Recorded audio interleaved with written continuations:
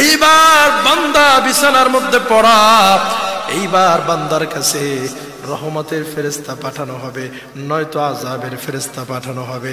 বান্দা যদি দিনদার হয়, বান্দা যদি ইমানদার হয়, বান্দা যদি খাঁটি মুমিন হয়, ওই বান্দা যখন তার জান কবজের সময় হয়ে যাবে, তখন আল্লাহ রাব্বুল আলামিন হযরতে আজরাইলকে ডেকে ডেকে বলবে, আজরাইল রে, তাড়াতাড়ি অমুক এলাকায় আমার বন্ধু, আমার অমুক বান্দা, আমার বড় প্রিয়, আমার বড় ভালোবাসার, যাও যাও, দেরি করিও না, আমার ওই বান্দার জান কবজ করার জন্য যাও, গিয়ে দেখো আমার বান্দা কি অবস্থায় আছে। তবে খবরদার আজরাইল, যাওয়ার আগে আমার ওই বান্দার জন্য জান্নাত থেকে সুন্দর একটা জান্নাতি তোয়ালে নিয়ে যাবা, জান্নাতের রহমতের ফেরেশতাদেরকে নিয়ে যাবা, জান্নাত থেকে খুশবু নিয়ে যাবা, আর তুমি সুন্দর এক যুবকের চেহারা ধারণ করে তারপরে আমার ওই পেয়ারা বান্দার সামনে হাজির হয়ে যাবা। আল্লাহু আকবার পড়ে। মুমিন বান্দার মৃত্যুর সময় যখন চলে আসে, তখন হযরত আজরাইল একজন জান্নাতি সুন্দর যুবকের চেহারা ধারণ করে রহমতের ফেরেশতাদেরকে সঙ্গে নিয়ে, তারপরে জান্নাতি নাজ নিয়ামত সাথে নিয়ে ওই জান্নাতি বান্দার সামনে হাজির হয়ে যায়, আর ডেকে ডেকে বলি, ইয়া আইয়াতুহান নাফসুল মুতমাইন্না ইরজিই ইলা রাব্বিকি রাদিয়াতাম মারদিয়া فادخلي في عبادي وادخلي جنتي। আল্লাহু আকবার পড়েন। হযরত আজরাইল ওই জান্নাতি বান্দাকে ডেকে ডেকে বলে, হে আল্লাহ তাআলার প্যারা বান্দা, তুমি দুনিয়ায় থাকতে আল্লাহ রাব্বুল আলামিনকে রাজি খুশি করিয়েছো, আল্লাহ তোমার উপরে খুশি হয়ে গেছে, তুমিও আল্লাহর উপরে খুশি হয়ে গেছো, আসো বের হয়ে যাও, তাড়াতাড়ি বের হয়ে যাও, আল্লাহর প্রিয় বান্দাদের সঙ্গে তুমিও জান্নাতে দাখিল হয়ে যাও। তখন এই জান্নাতি বান্দার সামনে জান্নাতের নাজ নিয়ামত, জান্নাতের বিভিন্ন ছবি, জান্নাতি হুর গেলমানদের ছবি তুলে ধরা হবে। ওই ব্যক্তি তখন আল্লাহ রাব্বুল আলামিনের জান্নাত পাওয়ার জন্য পাগল পাড়া হয়ে যাবে, তাড়াতাড়ি করে বের হয়ে হযরতে আজরাইলের সান্নিধ্যে চলে যাবে। হযরতে আজরাইল ওই জান্নাতি ব্যক্তির রূহটাকে ওই জান্নাতের তোয়ালের মধ্যে অত্যন্ত নরম ভাবে গ্রহণ করবে। বাবা কেমন নরম ভাবে নিবে, কত আরামদায়ক ভাবে নিবে।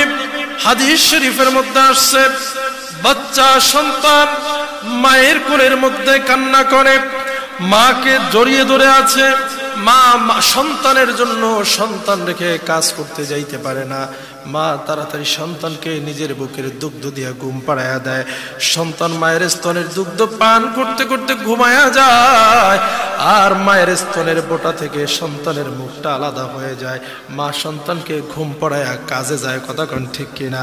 আমার নবী বলেছে, সন্তান যেমনি মায়ের স্তনের দুগ্ধ পান করতে করতে ঘুমায়া যায়, সন্তান টের পায় না, মাও টের পায় না, মা সন্তানকে ঘুম পাড়ায়া কাজে চলে যায়। ঠিক তেমনি ভাবে ইমানদার মুত্তাকি জান্নাতি বান্দার জানটা কবজ করা হবে, বান্দা টের পাইবে না কখন জানটা কবজ হয়ে গেছে। এটা জবান খুলে পড়েন না সুবহানাল্লাহ। আর বদকার বান্দা, খারাপ বান্দা, গুনাহগার বান্দা, হারামখোর বান্দা, বেনামাজি বান্দা, এর জান কবজের যখন সময় হয়ে যাবে, তখন হযরতে আজরাইল আলাইহিস সালাতু ওয়াস সালাম ভয়ঙ্কর আকৃতি নিয়ে, ভয়ঙ্কর চেহারা সুরত ধারণ করে ওই জাহান্নামী বান্দার সামনে হাজির হয়ে যাবে, আর ডেকে ডেকে বলবে, ও বান্দা, দুনিয়ার মধ্যে বহুত অন্যায় করেছো, অবিচার করেছো, পাপের কাজ করেছো, গুনাহের কাজ করেছো, তোমার হায়াত শেষ হয়ে গেছে, আর সামান্যতম সময় পৃথিবীর মধ্যে থাকতে পারবা না। গুনাহগার বান্দা বলবে, আজরাইল নে, আমার সামান্য একটু সময় দাও, আমার সাময়িক একটু থাকার মতো সুযোগ দাও। হযরত আজরাইল বলবে, মোটেও সময় নাই, তোমার জীবনের যতটুকু হায়াত ছিল হেলায় হেলায় তুমি শেষ করে দিয়েছো। আল্লাহ রাব্বুল আলামিন তোমার প্রতি নারাজ হয়ে গেছে, নাখুশ হয়ে গেছে। দেরি করা যাবে না, তাড়াতাড়ি করে জাহান্নামের দিকে রওনা হও। এই জাহান্নামের কথা বলার সঙ্গে সঙ্গে হযরত আজরাইল জাহান্নামী বান্দার চেহারার সামনে জাহান্নামের ভয়াবহ আযাবের ছবিগুলো তুলে ধরবে, জাহান্নামের ভয়ঙ্কর আকৃতিগুলো তুলে ধরবে, জাহান্নামীদের চিৎকার, জাহান্নামীদের চেঁচামেচিগুলো হযরত আজরাইল ওই ব্যক্তির সামনে যখন তুলে ধরবে তখন ওই ব্যক্তি পালানোর জন্য বারবার চেষ্টা করবে। শরীরের প্রত্যেকটি জোড়ায় জোড়ায়, শরীরের প্রত্যেকটি গিরায় গিরায়, শরীরের প্রত্যেকটি অংশে অংশে গিয়ে রুহুটা পালানোর চেষ্টা করবে।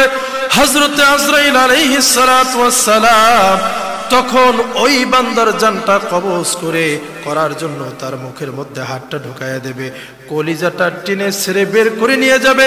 হাদিস শরীফের মধ্যে আসছে এত বেশি কষ্ট হবে, একটা জীবন্ত বকরি, জীবন্ত একটা গাভীকে যদি জবেহ না করে হাত পা বেঁধে তার শরীর থেকে চামড়াগুলো টেনে টেনে ছেড়ে নেওয়া হয়, যতটুকু কষ্ট না হয় একজন বৎকার মানুষের মৃত্যুতে কমপক্ষে তার চেয়ে 70 গুণ বেশি কষ্ট হবে। পরে নাউজুবিল্লাহ। বাবারে আমার, এইবার মৃত্যু হয়ে যাবে, জান্নাতে ব্যক্তির রূহ চলে যাবে ইল্লিনের মধ্যে। কোথায়? ইল্লিন। ইল্লিন বলা হয় যেইখানে জান্নাতীদের রূহ রাখা হবে, যেইখানে জান্নাতি নাজ নেয়ামত ভোগ করানো হবে।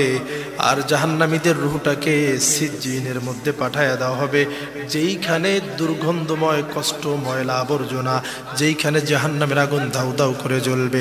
শুধু এখানেই শেষ নয়, যখন জান্নাতি ব্যক্তির রূহ নিয়ে হযরতে আজরাইল আসমানের দিকে রওনা হয়, প্রথম আসমানের ফেরেশতারা ডেকে ডেকে বলে, ও আজরাইল, এই রুমালের মধ্যে কি নিয়ে আসছো? এত সুন্দর ঘেরান, এত সুগন্ধি, জীবনে তো কোনোদিন এত সুন্দর ঘেরান পাই নাই। হযরতে আজরাইল ডেকে ডেকে বলবে, ও ফেরেশতারা, এই রুমালের মধ্যে কোনো সুগন্ধি নয়, অমুক এলাকার অমুকের ছেলে আল্লাহর প্রিয় বান্দা মাহবুব বান্দার জানটা কবজ করে নিয়ে আসছি। ফেরেশতারা বলবে, আজরাইল একটু দাঁড়াও, একটু অপেক্ষা করো, এই রূহটাকে আমাদের সামনে রাখো, আমরা তাকে একটু সালাম করি। এইভাবে ফেরেশতারা তাকে সালাম দিতে দিতে ইল্লিন পর্যন্ত পৌঁছায় দেবে। আর বৎকার বান্দার রূহটা যখন আজরাইল নিয়ে রওনা হবে, ফেরেশতারা ডেকে ডেকে বলবো, আজরাইল, তোমার কাছে কি, তোমার হাতের মধ্যে কি এই ময়লা কোথায় পেয়েছো? এই দুর্গন্ধ কোথায় পেয়েছো? আজরাইল বলবে, আমার হাতের মধ্যে তো কোনো দুর্গন্ধ নয়, আমি একজন বৎকার বান্দা, বেনামাজি বান্দার জানটা কবজ করে নিয়ে আসছি। ফেরেশতারা বলবে, আজরাইল রে, মোটেও দেরি করো না, তাড়াতাড়ি এই রূহটাকে নিয়ে এখান থেকে বিদায় হয়ে যাও। এই রূহ থেকে এত দুর্গন্ধ বের হচ্ছে, এই রূহুর দুর্গন্ধের কারণে আমাদের বড় কষ্ট হচ্ছে। আজরাইল তখন ওই রূহটাকে নিক্ষেপ করবে, ওই রূহটা জাহান্নামের মধ্যে গিয়ে পড়বে। পড়েন নাউজুবিল্লাহ।